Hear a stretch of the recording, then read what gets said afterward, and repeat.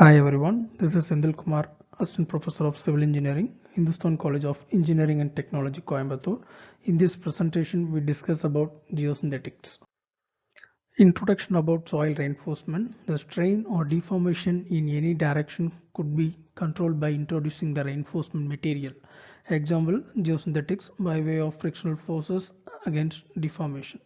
The three main areas where geosynthetic soil reinforcement may be applied are: first one is foundation, slopes and embankments, and retaining wall. Soil reinforcement materials are made of polyester, polyamide, polyvinyl chloride, polyethylene or polypropylene. The reinforcement material requirements depends upon the loading conditions and the lifetime of the structures. Types of reinforcement material. There are a large number of different geosynthetic products are manufactured, but for the purpose of classification they can be subdivided generally into following groups. First one, woven geotextile, non-woven geotextile, nitro, biogradable, geonet, geogrids, three-dimensional mats, geocomposites, and geomembrane. First one, woven geotextile. Basically, it maybe belongs to natural fabrics or synthetic fabrics. It can be first developed from synthetic fibers. The manufacture adopting technique is similar to weave clothing textiles. The characteristic appearance of woven geotextile have two sets of parallel threads or yarns. In that woven geotextile, the yarn running along the length is known as warp, and the one perpendicular to it is called as a waft. Second one, non-woven geotextile. Non-woven geosynthetics can be manufactured from either short stable fiber or continuous filament yarn. Fiber can be bonded together by adopting thermal, chemical, and mechanical techniques, or a combination of any two techniques. The thermally bonded non-woven contains a wide angle of opening size than the woven geotextile and are relatively thin with a typical thickness of about 0.5 to 1 mm. The chemically bonded non-woven geotextile are comparatively thick, usually in the order of 3 mm thickness, and mechanically bonded non-woven have a typical thickness in the range of 2 to 5 mm. Non-woven geotextiles have high tensile strength, low extension, and low creep geosynthetics for soil reinforcement. Third one, nitrate geosynthetics. Nitrate geosynthetics are manufactured using another process which is adapted from the clothing textile industry, namely that of knitting. In this process, interlocking a series of loops of yarn together is made. Nitrate geosynthetics are formed by using the knitting technique in conjunction with some other method of geosynthetic manufacture such as weaving. Fourth one, biogradable geosynthetics. The main intention of every geosynthetics application is long life apart from the function it is intended to play. In certain soil reinforcement application, geosynthetics have to serve for more than 100 years, but biogradable geosynthetics are deliberately manufactured to have a relatively short life. It is generally used for prevention of soil erosion purposes until vegetation can become properly established on the ground surface.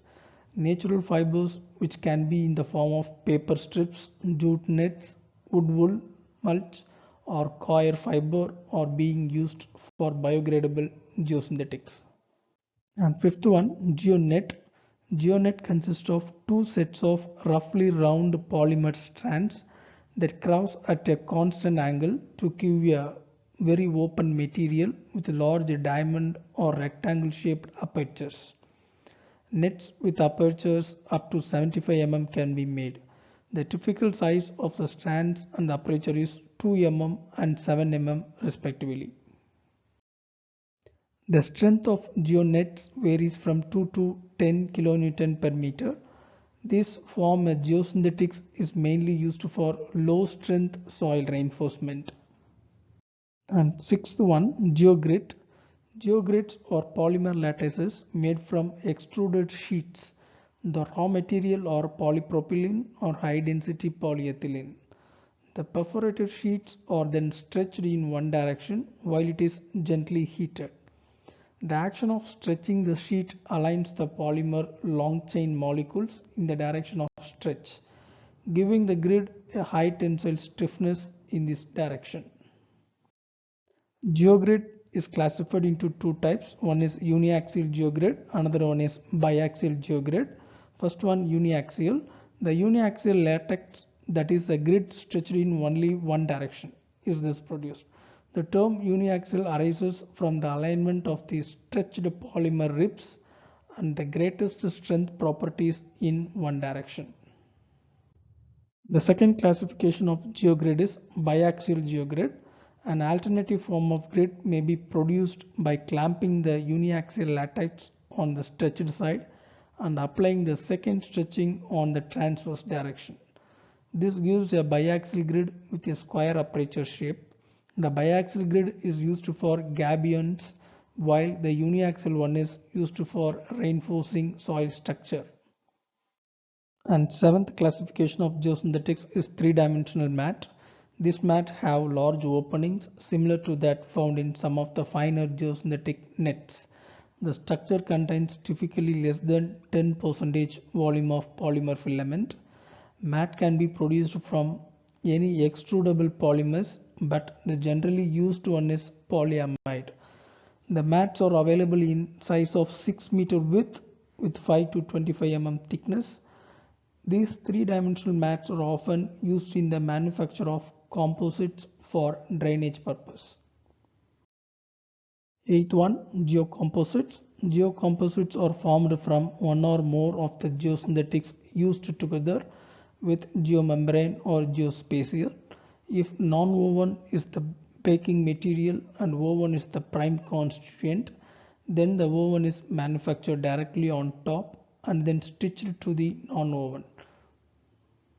And ninth one, geomembrane. Geomembrane are manufactured in factory or fabricated on the site.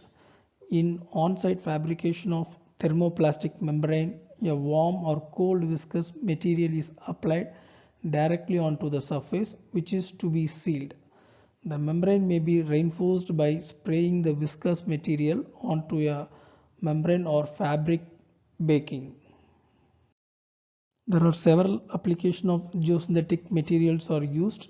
The five basic functions of geosynthetics are: first one is separation, second fluid transmission, third one reinforcement, fourth one filtration, and fifth one is containment and barriers. Thank you.